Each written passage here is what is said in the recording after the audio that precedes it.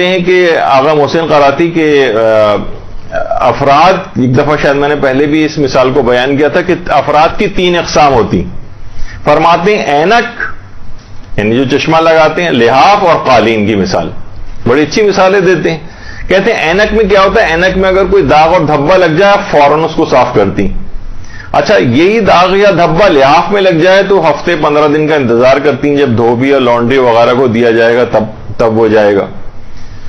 اور فرماتے ہیں اگر قالین کے اوپر کوئی دھبا لگ جائے تو لگتے رہتے ہیں یہاں تک کہ 6 مہینے سال کے بعد اکٹھا پھر آپ قالین کو دیتی ہیں صفائی کے لیے.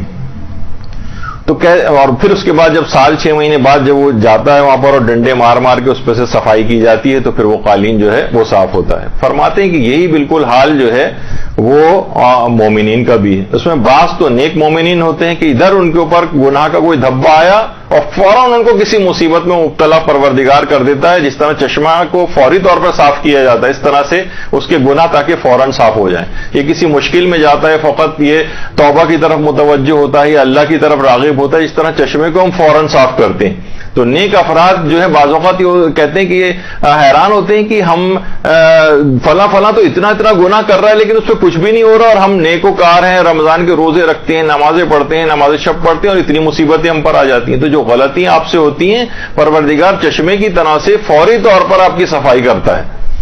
تو کہتے ہیں کچھ افراد جو ہے اس کی مثال ہوتے ہیں، اور کچھ افراد جو تھوڑے سے اور زیادہ خرابی کی طرف ہوتے ہیں ان کو کچھ مہلت دی جاتی ہے. جس طریقے سے ہفتہ 15 دن لحاف دھونے کے لحاظ سے لانڈری کا آپ انتظار کرتی ہیں.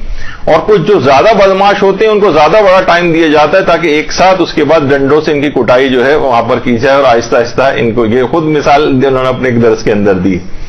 تو بہرحال یہ قیامت کے دن جب یہ افراد پہنچیں گے تو یہ ان کو بعض اوقات اتنی لمبی مہلت بھی مل جاتی ہے جس سے ہمارے لوگ دھوکہ کھاتے ہیں کہ ارے وہ دیکھیے وہ تو اس کے باوجود اتنا زیادہ نہ وہ خمس دیتا ہے نہ کچھ کرتا ہے، اس کے باوجود اس کا پیسہ جو ہے بڑھتا چلا جا رہا ہے. تو اس کو مہلت دی جا رہی ہے یہاں تک کہ اس کے بعد پھر ہوگی اس کی اچھی طریقے سے وہاں پر دھلائی، اور اس کے بعد وہاں کی دھلائی کے بعد پھر تو بہتر ہے کہ انسان اس طرف نہ جائے، دنیا ہی کے اندر اسے کچھ مشکلات ہو جائیں، کوئی بات نہیں برداشت کرے، توبہ کی طرف راغب ہو، اور چشمے کی طرح سے اس کی اینک کی طرح سے صفائی کی مانند اس کے اوپر جو مشکلات آتی ہیں وہ اس طرح سے ہو جائیں.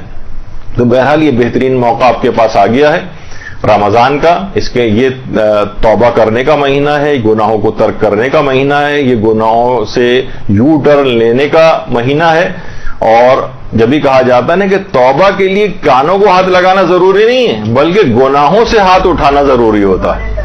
تو بہرحال ہمارے ہاں یہ ہوتا ہے عام طور پر بس بہت ہوا تو گالوں کے اوپر 2 تھپڑ لگائے اور کان کھینچے، اس سے توبہ نہیں ہوتی. اصلاً یہ کہ انسان گناہوں پر سے اپنے ہاتھ کو اٹھا لے.